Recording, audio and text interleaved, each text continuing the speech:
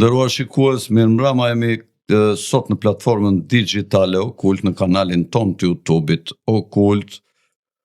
Sot kemi një temë interesante që lidhet me fizioterapinë dhe shëndetin dhe marrjen me sport të fëmijëve për të kalitur dhe për të forcuar trupin dhe mendjen. Para se të fillojmë, dua të falenderoj sponsorët e emisionit ton, Ujë Lajthiza me produktet e veta të veçanta, si nga forma ashtu dhe nga përmbajtja, duke prodhuar disa asortimente shumë konkurruese për nga cilësia me produktet e tjera të huaja, të ngjashme, me eksperiencë, por që ne si shqiptar sigurisht duhet gjithmonë të kemi zgjedhje të parë produktet e brendshme të vendit tonë, që parja të ngelet kështu tek ne, nuk është pikje, kam bërë dhe të tjerët, faleminderit Lajthiza. Gjithashtu falenderojmë edhe sponsorat e tjerë të emisionit tonë, të cilët janë përzgjedhur nga ana cilësore mes shumë sponsorave të tjerë, të cilët vazhdimisht do të dalin me strisha në ekran gjatë emisionit. Sot kemi të ftuar zotin Dritan Saja, i cili është fizioterapist dhe që merret kryesisht me fëmijët, por edhe me moshat e mëdha. Ka një eksperiencë për cilën ai do të flasë vetë, si ka lindur dëshira e tij për të marrë me fizioterapi dhe formimin e tij në këtë fushë. Përshëndetje Dritan, mirë se ke ardhur në studion e platformës tonë digjitale Okult. Çfarë mund të thoni në diçka për prezantim për veten tuaj në lidhje me profesionin, me eksperiencën dhe ku punoni tani dhe çfarë aktiviteti, domethënë në çfarë shkalle jeni duke punuar kryesisht me fëmijët, besoj që me të gjitha moshat, po me të gjitha moshat. Theksi është ke fëmijët. Së pari ju falenderoj për ftesën. Faleminderit juve. Atëherë, unë këtë që bëj sot e kam pas pasion që fëmijë, kujdesesha për fëmijët e ilagjës, siç e kam theksuar në një emision më parë, për prindërit e mi. Ky lloj pasioni zhvillua gradualisht me kohën. Një moment jetës time pata probleme me trupin dhe nga shumë terapi dhe teknike që bëra nuk përgjeja zgjidhje, derisa arrita kjo që bëj sot, që është një fizioterapi budiste 3000 vjeçare, e cila është formuar dhe zhvilluar në kohën e Budës, kur misionarët budistë vinin të rrahur, të lodhur, të smur. Më vonë, për vendmbrojtja ata filluan të zhvillojnë dhe artet marciale dhe nga stërvitet e tepërta dhe të shumta kishin probleme me anën fizike. Disa mishtra budist, murgj budist, u futën në meditim dhe observuan që të gjitha problemet e njeriut vijnë nga shtylla kurrizore. Pra, shtylla kurrizore është baza e jetës së njeriut. Është si puna e trungut të pemës dhe çdo gjë tjetër pastaj janë si puna e degëve dhe gjethëve. Nëse kemi një shtyllë kurrizore të shëndetshme, kemi edhe një jetë të shëndetshme. Palca e shtyllës kurrizore është një tru i zgjatur dhe ajo degëzohet me disa nerva, që çdo nerv përfundon ke një organ. Kur këto kanale nervore bllokohen, sinjalet që vijnë nga truri nuk e përcjellin sinjalin e plotë tek organet dhe këtu fillojnë pasaj problemet ose humbja e balancës të njeriu. Do të theksojmë që një shtyllë kurrizore është trembur gjithmonë ka probleme me qafën, dhimbje koke, kemi nervi sciatike dhe hernie diskale. Rregullimi i vertebrave duke shliruar këto presione dhe këto bllëkime e riçojnë shtyllën kurrizore në një formë dhe linjë normale, dhe çlirimi i sistemit nervor shoqërohet me çliриmet e gjitha sinjaleve që vijnë nga truri dhe njeriu është i shëndetshëm. Do të theksojmë një herë, siç e thosëm më parë, që janë 72 porta nervore në trupin e njeriut. imagjino nga 72.000 porta sa nervë, po flasim për miliona nerva në shtyllën kurrizore. Dhe nëse gjitha këto kanalet nervore dhe këto nervë janë të çliruara, atëherë njeriu është i shëndetshëm. Është i kthjellët mendërisht, është i fuqishëm fizikisht. Dhe bën një jetë të qetë, një jetë të mirë, është i zhdërvjellët, i përgjigjet familjes, i përgjigjet punës, i përgjigjet fëmijës, e të tjerë, e të tjerë, e të tjerë. Ardhja ime sot është për më tepër për të informuar, edukuar dhe për të bërë prindërit që të reflektojnë mbi shëndetin e fëmijës, që është shumë shumë e rëndësishme. Sot shoh që në moshë të vogla, në adoleshencë, madje të kur rriten, një deformim në shtyllën kurrizore. Vjen nga pasiviteti, vjen nga ushqimi dhe mbi të gjitha përdorimi i celularit në kohë të gjatë. Kam pas shumë raste kur më kanë marrë në telefon dhe kam shkuar ke shtëpia dhe kam parë fëmijë të cilët kanë qenë ngërç, që kanë qëndruar gjithë ditën në celular. Përveç rregullimit të shtyllës kurrizore, heqet nga ngërçi, i kam sugjeruar prindëve që të merren fëmijët me sport.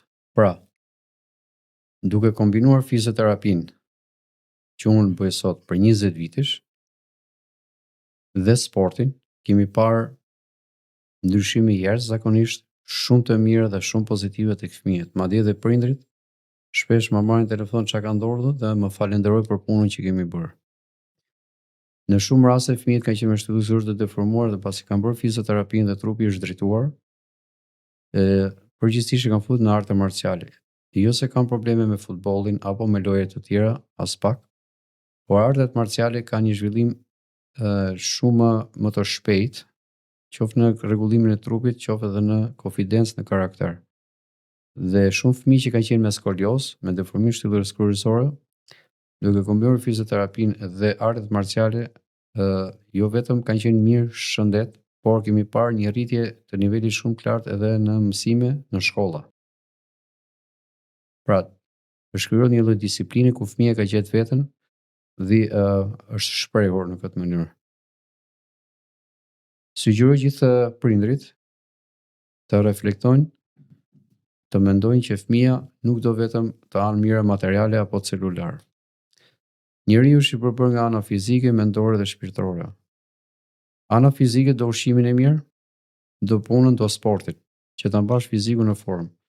Ana mendore është dashuria, mbrojtja dhe kujdesi që prindi i ofron fëmijës dhe një informacion pozitiv për veten, për shoqërinë. Ana shpirtërore, pastaj që është një niveli tjetër që flet për mosha pak më të zhvilluara, është qetësia absolute. Që të kemi fëmijë të shëndetshëm, radh parë fëmijët duhet të hanë mirë. Kam theksuar shpesh që sa më bio, aq më mirë. Vërtet në kohën ku kemi ushqime industriale, por të mundohemi zgjedhje më të mira nga ato që kanë ngelur në treg. Ju sugjeroj që fëmijët të mos pinë pije industriale. Pijet industriale krijojnë bakterie, nuk ndihmojnë shumë në zhvillimin e fëmijës, pasi nuk kanë vlerë ushqimore. Kanë kimikate. Patjetër.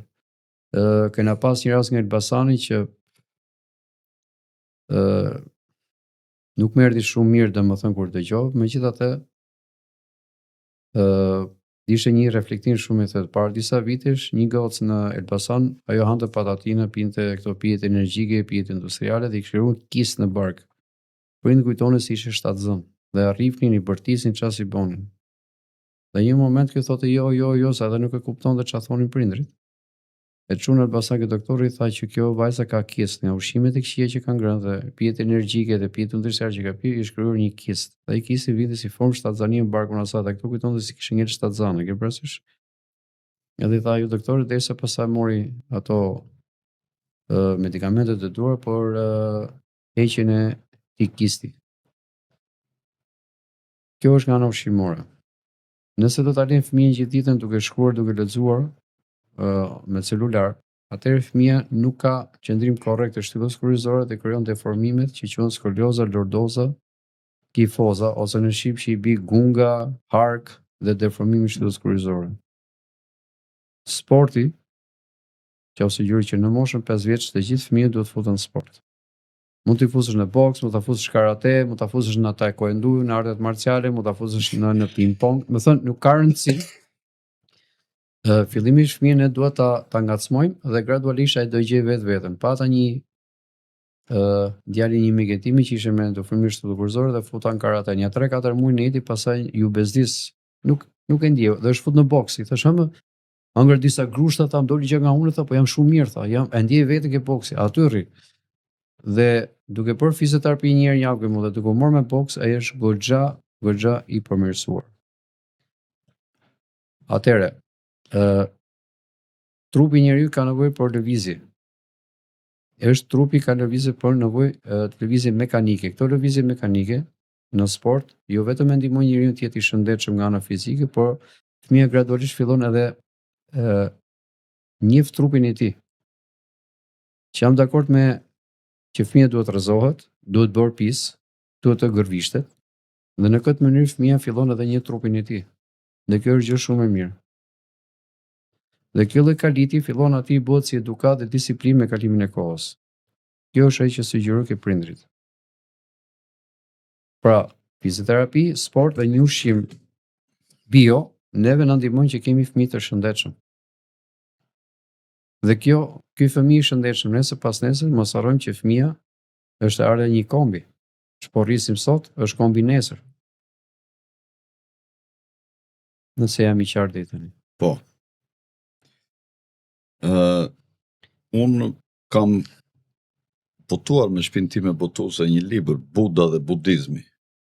Nuk e di e ke para, po jo, është një nga librat më serioz që janë në gjuhën shqip, që tregojnë se çfarë është feja budiste dhe çfarë rëndësie i kushtonte ruajtjes organizmit, sidomos nga mbi pesha nëpërmjet asketizmit dhe ajo që quhet vetë pastrimi i trupit gjatë kohës që bëhet fasting. Po. Pritë si e quante ai autofacigozëm duket, domethënë pastrimi i qelizës, domethënë. Është ai që the vet pastrim aty, ship vet pastrim quhet. Po, domethënë kur ne kemi në një tavolinë disa ushqime të freskëta, të mira, disa ushqime të ndenjtura dhe të këqija, dhe na kanë mbaruar to të mirat, dhe jemi të uritur, ç'a do bëjmë ne? Do fillojmë do ham ato të ndenjturat. Ato që janë atje dhe si thërime do fillojmë të jam. Kështu bën dhe qeliza, kur ne e lëm të uritur, ajo fillon a pisliqet që ka brenda, ato mbetjet që janë aty organike, dhe organizmi pastrohet dhe heq këto toksinat e ndryshme që ka trupi. Çfarë konstatimi ke dritam për këtë brezin e ri që po rritet sot në krahasim me brezin ton? Çfarë do të lindi ti dritam? Unë jam 74. Kemi 10 vjet diferencë në bashkë.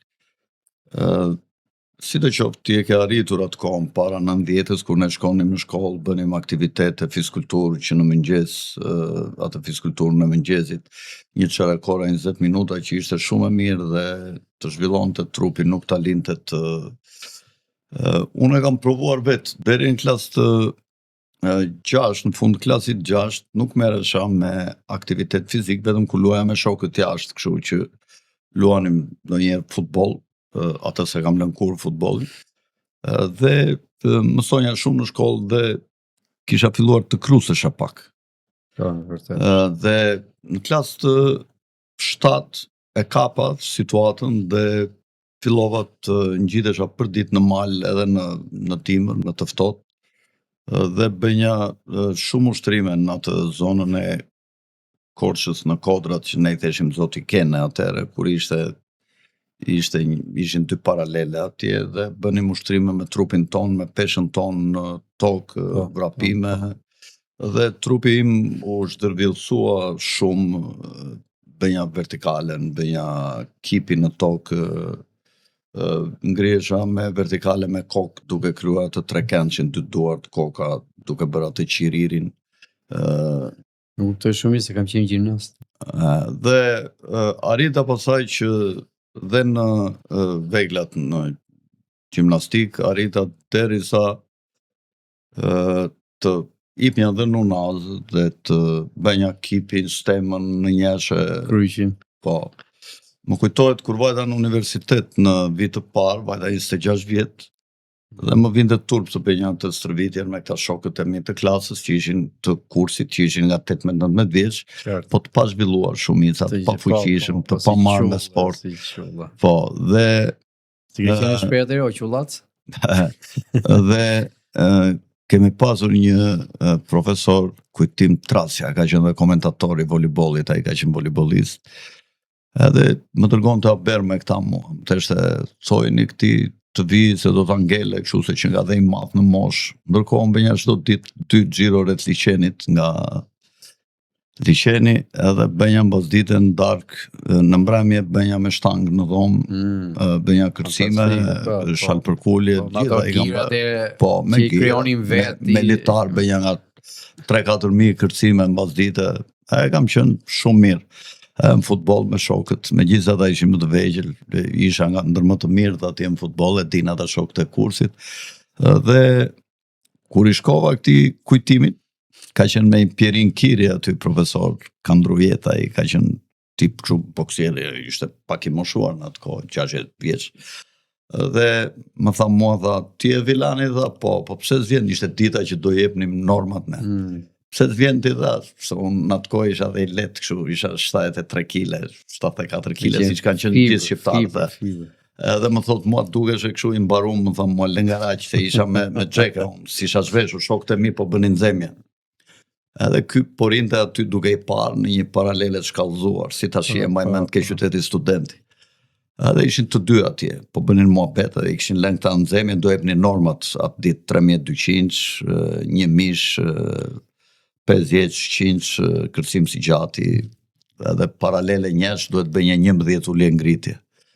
Edhe i thash unë jam i mbaruar, i thash e ke gabime, si që ishte në paralele shkallëzuar, e zura i bëra ca ulje ngritje kështu në njëshe, i bërin brapa qafën, edhe i bëra një 15 shpejt, ajo çudit se i dukesh kështu si i mbarum me xheke. Edhe u afrua kështu më kapi nga krahët. Dala më dha mua, po që merresh me sportin, më dha mua. I thash unë, për 10 këtë gjitha, i thash unë, gjitha i marrun, i thash unë me 3200, me një mish, me gjitha nuk i kam problemi, i thash unë. Vrapime, sa e bën 50 më dha mua, i thash unë 6-4. Më tha mua, ç'vishu bën një nxemje, tha. 6-7 e kam pas bërë. Më tha mua, futu tha në testa. E bëra njerë, i doli 6-4, po e mati vetëm ky kujtimi. Është gjallë kujtimi, inshallah. Na shef edhe e bëra 6-4 dhe i tha ati Pjerinit, i tha, kus më tuk shumë i shpejt, i tha 6-4, tha. I tha Pjerini, jo, kishte ritma, i tha, pra po e fort, unë po e gjonja. Edhe më tha mua, do ishte njerë, më tha mua, po, ma i tha shumë 5 vjeç ishte me apu, unë më regullua primmarja. Pas i bëra nxemje, edhe e bëj prapë, unë e matën të dy, me 2 kronometra, prapë unë 6-4. E më tha mua, do vishta, kur të kemi garat me universitetin, e më futin 800, e kam bërë 800, e kam dalë vend parë në universitet 2-2, kupton? Dhe sot, jam nga prapusit më të vjetër të liçenit, mos tem 1000 vjetri, që më 86-ën, se bëra njërë debat me Gim Fagun. Ishim në Elbasan, se Gimin e kam mike, përshëndesim, por që se rastis në shikoj. E më tha mua, ti 1000 vjetri, tha, unë sa kam dalë 61-shin, tha, nga liçeni. Po ke dalë, ti, thash unë, se ti për një stërvitje ke pallati sportit, i thash, dine nojnë të shtun, kur kishe nojnë shkrythnje, tunë mjenë qik ato, allatet, i thash atje, po ti si e liçengji, i thash unë, liçengji jemi ne, i thash unë, që e kemi, e dikur ndryshimi midis nesh, i thash unë, ku tha, ti liçenin e ke si dashnore, i thash, unë e kam si gruan, i thash, unë këshu që ti si e liçengji, ti amatore, i thash, unë që del, tash ja i ka filluar që del gjithmonë, që kur erdi nga Londra, këshu, del po thuaj se çdo ditë, po unë them në periudhën para viteve 2005 që ka filluar Gimi del, i thash, unë kam që më 86, i thash, që dal 2 në ditë, i thash, shi, dëbor, i thash, të paktën, i thash, 700 herë në vit dal nga liçenit paktën, para dite, mbas dite, kupton? Nga 1 orë e gjysmë. Dhe kjo më mban anën fizike, më mban mendjen, mbi të gjitha, aty eq atletet, rinë kontakt ata që dalin nga liçeni që më njohin, e din, bajt në pemë të përqafuar që të marrë frekuencat e tokës, kupton? Edhe këto gjëra tash është krijuar kulturë.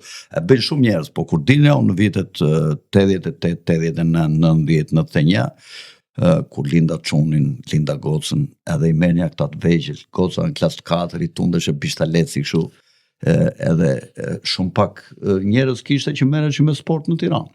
Korça ka pasur kulturë të lartë në Korçë, që në kohë të komunizmit, mali plot që në mëngjes dimër, dëbor, plot, domethënë Korça kishte kulturë masive dhe jo rastësisht Korça ka pasur sporte të zhvilluara në të gjitha drejtimet, voleibol, basketbol, atletikë, futbol relativisht, ka pasur ekipe zinxhir të rinjve, domethënë në çdo sport, ping-pong, Korça ka qenë, domethënë ynte ke më të mirat e Shqipërisë. Kjo është pikërisht ardhja ime këtu, sepse ne duhet i riorganizojmë të jo si koha komuniste, por riorganizimi i fëmijëve dhe adoleshencës në këtë formë, sillni njerëz të kalitur si puna juaj dhe shokëve tuaj.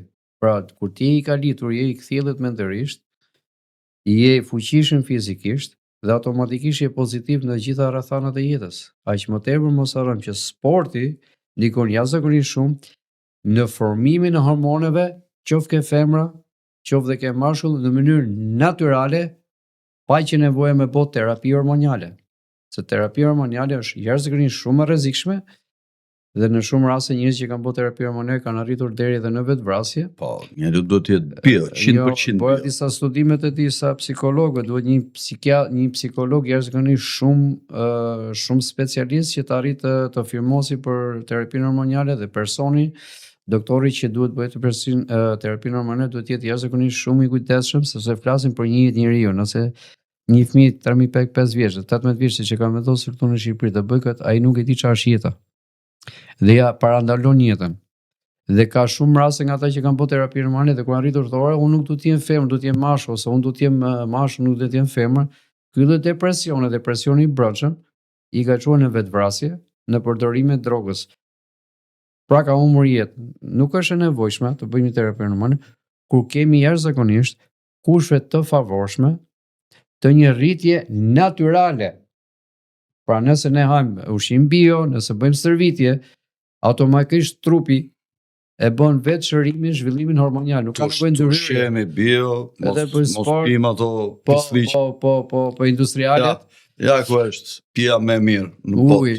Uj, e ka bërë Zoti, këtë e ka bërë Zoti. Ato që ka bërë robi vinë në renditje mbrapa kësaj gjithmonë. Po ujti është ushqim. Pse? Për të ardhurit nga burimi deri ku e marrin, kalon me mira gur, rrojnë pemësh, pra ujti ka mineralet, ka proteinat, ka enzimet, ka çdo gjë që dhe është ushqim i gatshëm për trupin e njeriu. Njerëzit mund të rinë me ujë deri në 40 ditë, edhe nuk i gjën gjë. Patatina, shikon fëmijët vegjël gjithë ditën patatina, ato janë mbushura me baktere, me krimba, kur i shikon, kam parë këta emisione, kur i shikon me mikroskop, të mbushura me krimba të gjitha, dentura për magazina me vite. Tek fjala jote, kam parë një emision specialisht që duri një shkencëtar amerikan i ushqimit dhe pa që merrnin brumin, atë shkumën e naftës dhe kthenin në patatine. Tash fëmijët tanë han shkumë nafte. Plus gjërave të tjera, pra kemi një zhvillim shumë të lartë të bakterëve dhe parazitëve në zorrat e fëmijëve. Dhe shumë fëmijë po ti shohësh janë si të bardhë, si të zbecë, kanë fuqi nga kjo gjë. Me puçra në fytyrë. Me puç, nuk kanë fuqi fizikisht, janë të mbaruar. Po. Nëse ne ushqejmë fëmijët në këtë formë, të shtëmëruar nga celulari etj, trupi nuk thith ushqimin e duhur për të formuar hormonin mashkullor apo femëror ke fëmia dhe pastaj dalin pastaj me teorinë e terapisë hormonale. Terapia hormonale nuk duhet nxitohemi. Nëse nxitohemi në 1 sekond, ne marrim qaf jetën e një njeriu. Duhet një reflektim jashtëzakonisht i madh për të hyrë në jetën e njeriu, sepse një fëmijë 3-5 vjeç, në një 18 vjeç nuk është në gjendje, se nuk është pjekur akoma mendërisht dhe fizikisht për dhënë versionin e tij se çfarë do bëjmë me të ardhmen. Atëherë ta presim të rritet në mënyrë natyrale. Çfarë do thotë? Ushqim natyral, sport, Më vonë pastaj le të vendosim çfarë do bëhet. Po jam shumë i sigurt sepse në moshën tonë Kjo terapia lejohet që në çfarë moshe lejohet? 3.5 atëre një nga ato që kanë marrë këto urdhërohet që SOT të filloj thotë a shqyrquhet terapi hormonale nga mosha 3.5 deri në 18 vjeç. Po 13 vjeç nuk është në gjendje të kuptojë. Po atë po them. Bëhet paktën 18 vjeç që të vendos për. Po as në moshën 18 vjeç sepse ka diçka tjetër sepse kemi edhe çik do të shohim çik se është edhe pas karakteri se një njeri mund të rritet 18 vjeç, një njeri ka 20, një njeri ka 22, të shohim edhe çik pjesën e karakterit. Por ajo që thonë ke psikologu që duhet të jetë shumë specialist, është i vetmi njeri që do ta marrë personin, thotë ora çka kanë në shtëpi, si shkoma me babin, çfarë turpi ke, çfarë ta ka ndodhur, çfarë nga ndodhur që ai të shpreh ngarkesën e brendshme, të çlirohet mendërisht nga emocionet dhe nga traumat, sepse kjo terapia hormonale gjithmonë funksionon ke njerëzit me trauma, e pastrojmë njerëzit nga traumat. I japim një ushqim natyral, e fusim në sport. Si do përcaktohet kjo? Kush do ta përcaktojë një mjek që ky mund ta bëjë këtë? Faktikisht ke urdhrin 304 nga Ministria e Shëndetësisë që e urdhëroi që SOT të fillojë ta shqyrtojë terapi. Kjo tash duhet parë dhe duhet analizuar. Sepse nuk mund të hyj domethënë si thosh me sforcim bëhet ti se më thon duhet pa gjëra të jashtëzakonisht shumë me kujdes, sepse një nxitimi një sekundi ti merr jetën një fëmie. I merr jetën e një personi që nesër pastaj nuk ka të ardhmen. Po mos është ky qëllimi me këtë ligj. Qëllimi për qëllimin që kanë personave që ju shërben kjo gjëja shumë mirë. Mos ka shumë njerëz në botë edhe këta mendojnë që ti paksojnë çik. Më prekeni diçka interesante. Ta them? Se depopullimi, kjo është agenda. Ta them. Do t'jap dy versione. Nga versioni i popullit tonë, ne kemi qenë 4.2 milion në kohën e 91-92-shit. Sot je 1.7, 1.8. Që do thotë, largimi i shqiptarëve nga Shqipëria ul numrin e njerëzve, ulin ndërgjegjën. Dhe kur numri i popullsisë dhe ndërgjegjja është kolektive. Po, komandimi është më i lehtë. Pra, po patjetër. Nga 4.2 miliona, 1.7, 1.8 që jemi sot, atë që thotë, numri shumë i vogël, ndërgjegjja shumë e ulët, kontrolli është më i lehtë. Po. E njëjta gjë për këta që duan në thonjë se kontrollojnë botën që urrë me një, se kontrollon njëri botën, sepse kam diskutuar me një X person që ishte thonte që ishte Amazon, tha unë e kontrolloj botën. Ju kontrolloni botën e personit që besojnë ke ju dhe i merrni për budallë, thash. Po mos harroni diçka, thash. Fuqia që rreth ujtin, fuqia që lin lulen, fuqia që bën erën, fuqia që bën lindje perëndimin, ju nuk e keni në dorë, thash. Ju keni në dorë njerëzve që u keni bërë lavash truni. Për ata po jeni të fuqishëm, por për pjesën tjetër të botës ju nuk jeni. Unë kam shotit nëpër botë, janë njerëz që s'u diatin fare, janë të lirë dhe lëvizin. E atëherë çfarë do thotë? Ta kanë dalë me një sistem që të ulin popullsinë, sepse të ulin popullsinë, ulën ndërgjegje dhe kontrollojnë më lehtë. Kjo është ideja. Dhe shpikni lloj sistemesh, sisteme këto janë këto. Këto sisteme kanë ardhur që atëherë që do ta theksoj mjeshtrin Rabin Shimon që ka shkruar një Zoharin 100 vjet pas Jezu Krishtit dhe është lejuar që të hapet në shekullin e 13. Dhe i thotë shumë mirë që ja se kam këtu, do ta them me saktësi që mos bëj ndonjë gabim.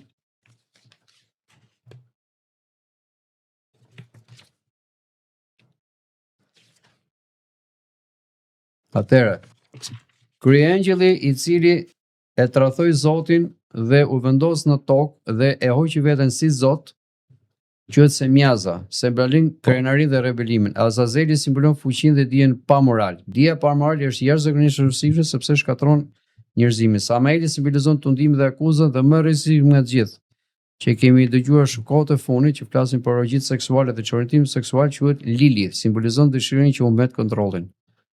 Pra, nëse ne do shohim karakteristikat e ëngjëve ose të këtyre rojeve që erdhën me panjerëzimin, këta janë ato që kanë krijuar këto sisteme që ne po i kalojmë sot kurriz dhe ky është burimi i të gjithë qijeve. Pra, Lili është ai që simbolizon dëshirën që humbet kontrollin. Dhe dhënia fuqisë dhe dijes pa moral, Lilith, po. Dhe Azazeli simbolizon fuqinë dhe dijen pa moral. Pra, dije pa moral është rrezik për shoqërinë. Çortimi seksual për atëre. Nëse këto gjëra që ne po dëgjojmë për këto terapi seksuale kemi një dorë të fshehur. Dhe njerëzit duhet të jenë jashtëzakonisht inteligjent dhe vigjilent nga kjo dorë e fshehur që kërkon të bëjë këtë transformim. Ne dim shumë mirë që nga gjitha shkrimet kemi pas një burrë dhe një grua, nuk ka rëndësi çfarë emri. Burri me gruan kanë krijuar domethënë atë gjeneratën që po krijojmë në sot. Dhe neve atë që fëmijë që e ndërtojmë sot, e kultivojmë sot, është fytyra e një kombi nesër. Çfarë në 97-ën çako? Ne ishim ata fëmijët që u rritëm me Herkulin. Ka shumë të rinj sot që i dëgjoj u shëlluar zëri shumë të rinj. Bravo, po tash patjetër do të zonë se nëse ti pi industriale, pi energjike dhe trupi nuk ka thithë atë ushqimin që tu të formohet hormoni burriror, që të trashet zëri, ti çfarë? Më thonë dhe këta mjekët ginekolog më thonë që vinë ankohen shumë këta të rinjt për mungesë ereksioni, për mungesë potence seksuale. Bravo. Atëre, kjo është mamat fëmijët në fshat dikur, edhe sot janë. Fëmijët në fshat e kanë kockën e formuar, musin e formuar sepse ajri i pastër, ujiti i pastër, ushqimi bio dhe aktiviteti fizik, që theksuam më parë, e ka ndërtuar dhe ka formuar atë si mashkull. Pra i e ka atë maskilitetin akoma. Flasim për njerëz që ende punojnë nëpër fshatrën, nëse ka ngel në një tektuk. Unë shoh shumë djem që kanë ardhur nga zonat të ndryshme të Shqipërisë, si është veriu dhe jugu nga provincat, dhe kanë ardhur në Tiranë dhe janë po si qulla. Nuk kanë zë, nuk kanë. Pra, tëreidja ndikon. Ajo vjen nga stomaku. Nëse ti stomaku do t'i fusësh ushqim industrial, ajo do shpërndahet nëpër trup. Dhe kur organizmi kërkon këtë hormonin, dritan këta psikologët nëpër shkolla se çfarë qëndrim mbajnë dhe çfarë prirje kanë lidhje me këto? Psikologët janë, kam takuar shumë psikologë të rinj që janë nëpër shkolla. Por është ajo që them gjithmonë. Ju duket gjë e bukur kjo? Po psikologu kur nuk zgjedh dot problemet e veta, do zgjidhë problemet e fëmijëve nëpër shkolla. Çfarë probleme kanë psikologët? Psikologët vijnë nga Freudi që është me bazë seksuale. Kur ti bën një seks, e ke jetën e mirë dhe kurse bën seksin e mirë, ti nuk e jetën e mirë. Dhe ti psikologu ne kam thënë një shoku tim edhe në sy. Ju jeni ndam gjithë nga gratë dhe nga burrat, edhe i keni nga 2-3 dashnor nëpër zyra. Edhe i qeshë me lot thamor, ku i diti këto më thamu. Sepse jeta e njeriu nuk është baza seksuale. Baza seksuale është bazë ke kafshët. Njeriu ka logjikën, ka ndërgjegje, ka shumë gjëra të tjera. Më kuptove? Një, edhe këta psikologët që vini një fëmijë dhe thonë unë ke shtëpi ndodhi, ka shumë psikologë që shohin shumë probleme me familje që nuk do t'i japin zgjidhje. Familjes tyre. Biologjik. Edhe tyre, po edhe fëmijëve në shkollë. Ai në shkollë për shembull thotë ke shtëpi ndodh kjo çat bojon, ai thotë po nëse kështu, nëse, më thën psikologjia është një lloj teori që t'jep mend. Kur vjen puna ka në praktike, niveli ka shumë të zgjidhë problemet. Se sot është bodë mod. Ishe ke psikologu ti? Do shkoj ke psikologu. Jam dakord me psikologji, po mos harroni që psikologjia deri në 1800 ishte kul në Gjermani. Dhe ishte shumë e fortë. Sot vjen e cunguar. Sepse shohim psikologë ri që dalin nga shkollat, nuk e kanë aftësi për zgjidhjen e problemeve. Ulesh me psikolog, po më të flasim budalliqe. Ka nevojë për psikolog vetë. Psikologu ka nevojë për psikolog, është ajo shpreha. Njeriu ka intelekt. Kafsha ka instinkt për mbijetesë, dhe bën ato që bën. Njeriu ka intelekt, do thotë që ka një logjik, ka një analizë. Dhe kjo lloj analizë e zhvillon njeriu. Pra, tjetër instinkti dhe tjetër logjika dhe analiza. Duke qenë se këto psikologët janë me atë bazë seksuale, sepse këta e qiti edhe Freud atë kur shkojnë në Hollywood. Sex, drog dhe rock and roll. Ky është shprehja e Sigmund Freudit. Një nuk është shprehje hollywoodiane, sepse amerikanë deri vitit 60 bënin filma policese, s'po het se kinemaja. Kur pyetën Sigmund Freudi tha sex, drugs and rock and roll. Edhe u zhvillu kinematografia që është sot. Pra, Freudi na vjen me një bazë seksuale dhe me duke thith kokainë. Se aty përfundoi. Pi kokainë, fol për seksin, aty u zhvillu dhe u bë që. Po njeriu është përtej kësaj. Është analogjike, është mendja. Atëherë mendja e njeriu është shumë rëndësishme. Si ndikojnë këta psikologët ke fëmijët nëpër shkolla? Duke i krijuar vetbesim, më tregon çfarë i ke dhe i jap sugjerime. Dhe fëmijët kujto se duke qenë ke psikologu do i kërkoj problemet personale që ka, ai mund t'i japë një zgjidhje për këtë familje. Po në raste shumë mirë kjo. Kam dëgjuar nga disa mësues që thonë kur nuk ka psikolog në shkollë, që mungon ndonjë psikologja e shkollës. Shkolla është më në qetësi se sa kur është psikolog. Po patjetër, sepse psikologu kërkon të vendosë nxënësin para mësuesit, dhe jo mësuesin para nxënësit. Dhe kur nuk janë ata, nxënësit bien në qetësi dhe vendoset hierarkia në shkollë. Po. Kur janë ata, përmbyset hierarkia dhe përpiqet të ngrihen këmbët të qëndrojnë mbi kokën.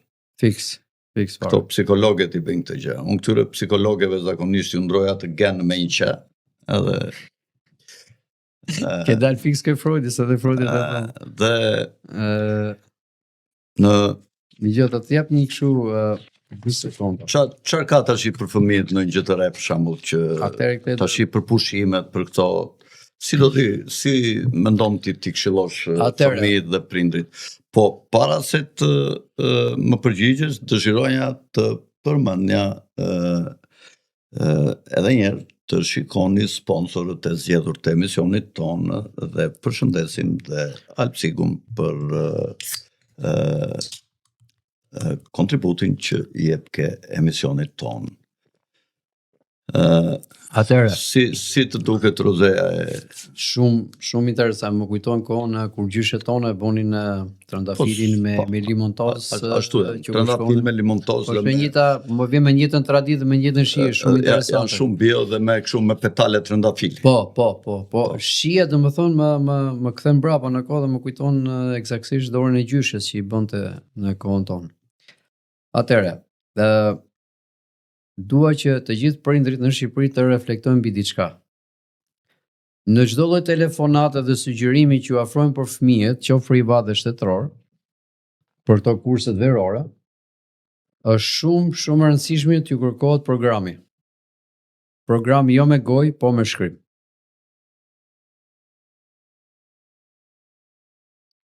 Po. Programi t'jetë me shkrim. Mundësisht ta shikoj familja. Mundësisht që duke qenë në rregull dhe nga ana juridike, drejtoresha e shkollës do të udhë firmën dhe vulën.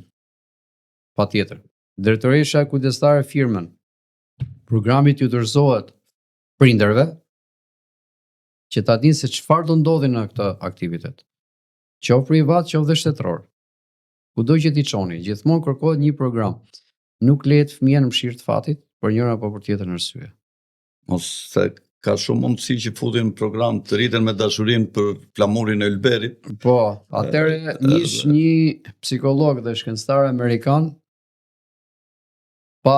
kishte dëgjuar domethënë lajme nga Venet Latine, se çfarë bëhet ai, shkoi me kamerë dhe e regjistroi këtë. Që në kopësht venin fëmijët përballë njëri tjetrit, ke shok, ke do ti, dhe bonin çuna me çuna, goca me goca dhe fillonin të mësonin se si të bonin dashuri, duke u puthur, duke u fërkuar dhe duke i martuar, duke thënë që nëse në këtë moshë nuk është një problem që ti të martohesh me shoqin e ngushtë apo me shokun e ngushtë. Dhe ai i iku truni dhe e mori dhe e ka hedhur në YouTube si program dhe shit që maskaralliku po bëhet në vendin e tij, në vendet e varfra, kur njerëzit kërkojnë bukë dhe punë, ju jepet seks. Nëse neve duhet të kërkojmë fëmijët që në kopësht, deri në moshën 18 vjeç për seksin, do t'i bëjmë porno star. Po ne s'kemi nevojë për porno star. I dashur. Ne kemi nevojë që nga mosha 50-18 vjeç ne t'u japim profesione fëmijëve, që nesër pas nesër të ndërtojmë kombin me profesione. Kombi nuk ndërtohet me seks, as me pornografi. Po kafshëve kush e mëson këto? Është instinkti, pra, është programi hyjnor. Po njerëzit se kanë këtë instinkt që ti mësojnë vetë gjërat. Njerëzit mund ta afronojnë dhe mund ta kontrollojnë sepse kanë atë që quhet logjik njerëzore ose analizë njerëzore, që ajo është pjesë e jetës dhe është deri diku. Nëse ne e kalojmë ato, kthehemi në kafsh. Mos duhet të mësojnë këto psikologët, ha? Por ata e bëjnë shumë mirë atë punë. Por për sa kohë do e bëjnë? Edhe si do e bëjnë? Se alas kanë dalë në keni kujdes prindër gjatë verës ku shkojnë fëmijët, çfarë bëjnë, sepse asnjëherë vetëm sepse ata janë të vegjël dhe nga momenti në moment mund të pësojnë ndonjë shkarje që mund të shkaktoj pastaj edhe shkarje ledhi dhe familjes vetes vet.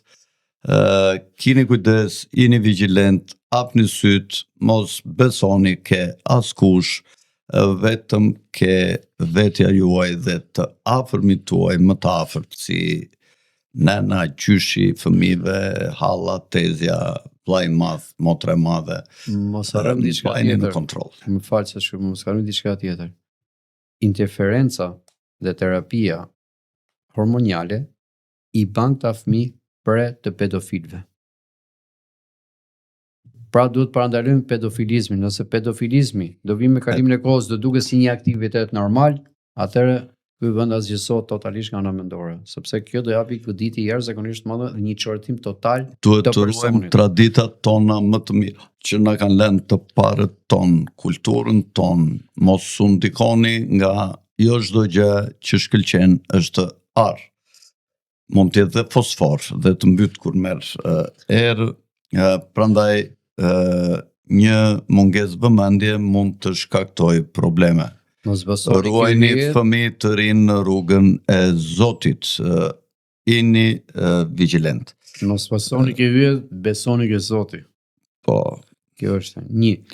shumë Reflektimi i bukur. prindrit. Besoni ke hyjet që dalin kështu që përpiqen të paraqiten sikur shkëlqejnë, por besoni tek Zoti. Shumë Atëre- shpreh e bukur. Atëre, kujdes prindërve, ju lutem reflektoni.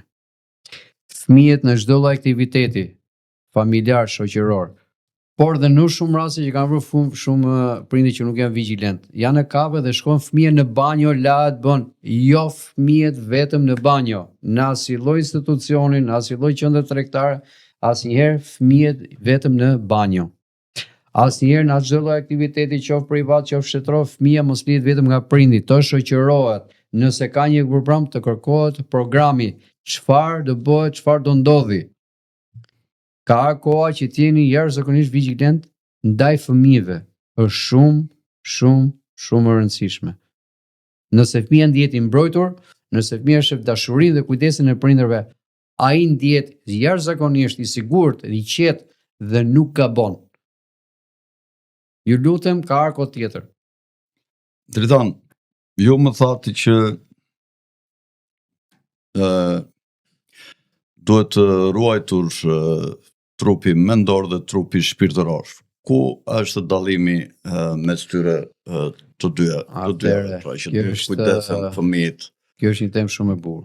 Po. Shumë e gjerë, shumë e bukur, do mundu t'jap pa temë të mirë. Unë e di se kam botuar dhe libra, Patjetër, kuptoj shumë drejt. trupi fizik, trupi eterik, Atëre. trupi mental dhe trupi shpirtëror. Fizik, shpirtëror. Atëre, shpirti është një lloj substance hyjnore e cila shëtit në univers. Përmjet cilave shikoj mendrat natën kur flem. Po ato quhen, po kemi ëndra mendore, kemi edhe shpirtërore. Shpirtërore është kur trupi, kur shpirti del nga trupi dhe shëtit në univers dhe bën ato punët e veta, edhe rikthehet, edhe ne kemi ato imazhet, ato informacione. Atë shpirti, është shumë e thjeshtë për ta përshkruar shpirtin. Po të marrim njëri të vdekur dhe njëri të gjallë, ku është dallimi?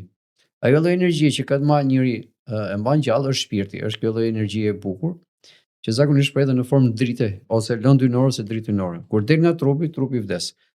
Trupi nuk është asgjë tjetër, vetëm si një lloj uniforme që ne marrim për të përjetuar jetën tokë. Si shkon në uniformë, për shembull, që shkon në institucion ke kollaren, diku ke zer fiksje, diku ke veshjen e një punëtori në ndërtim etj. Dhe trupi i njerit është lloj uniforme që ne marrim në këtë jetë për të përjetuar jetën dhe për të njohur edhe deri diku veten që është.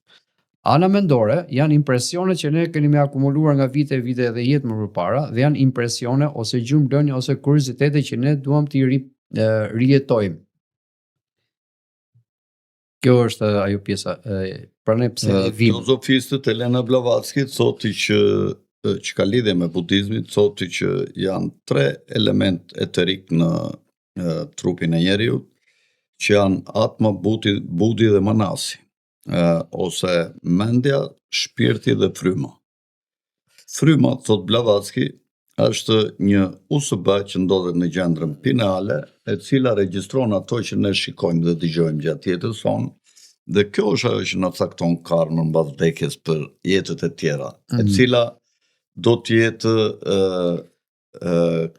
shumatorja e karmave të jetëve të mëparshme. Nuk është se karma të caktohet nga jeta e fundit, po nga shumatorja, është akumulim. Atëherë, unë do ta ngrej çik pak më sipër. Këto që po thuaj quhen impresionet e jetës së shkuara, janë ato që ne më nxisim të rimarrim deri jetën në tokë. Impresionet janë kuriozitete, dëshira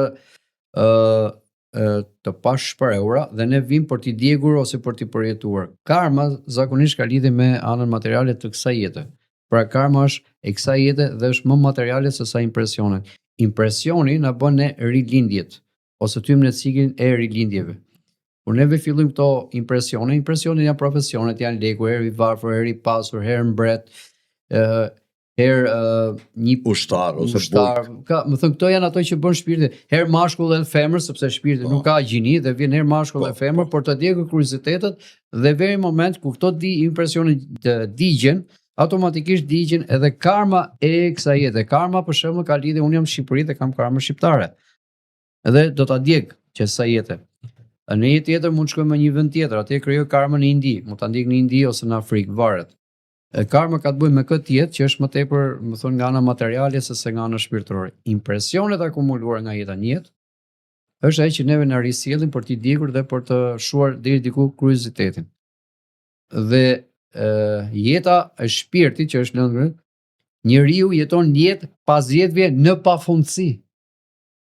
Pra, vdekja ose lëshimi i këtij trupi nga tjetër është thjesht një derë tjetër për të kaluar në një dimension tjetër. Lëshohen elementet e tokës.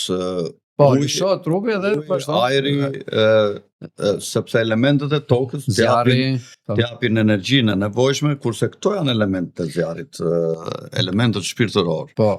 Dhe Blavatsky thotë që Budi dhe Manasi rrim bashkë dhe në rimishirim, pra mendja dhe shpirti. Fryma thot atma t'jepet një ere, pra USB-ja t'jepet e pastruar për jetën kur ti rimishiron.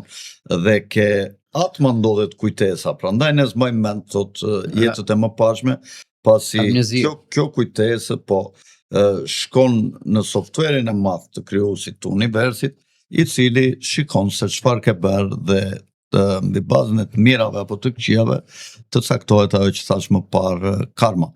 Por ne shpeshherë rimishërimet na ndodhin në të njëjtin vend dhe afërsisht në të njëjtat kushte. Nëse jetë e pashme, për shembull, kemi qenë një familje për 5 vetash, zakonisht rimishërimet prap ndodhin në mënyrë të përafërt që ti të vazhdosh jetën. Dhe Blavatsky thotë që rimishërimet normale pasi kalon në Devakan, që është 40 ditë që ndrojnë këto elemente shpirtëror dhe pasaj në Nirvan, rinë rreth 1500 vjetë së bashku në do më thënë pa trup fizik, në ambiente do më thënë shumë të bukura, me lule, dhe pas 1500 vjetësh këto ekzistenca merren dhe dërgohen përsëri të shoqëruar me një atmë zero të pastër, me një USB të pastruar, dhe shoqërohen të treja ke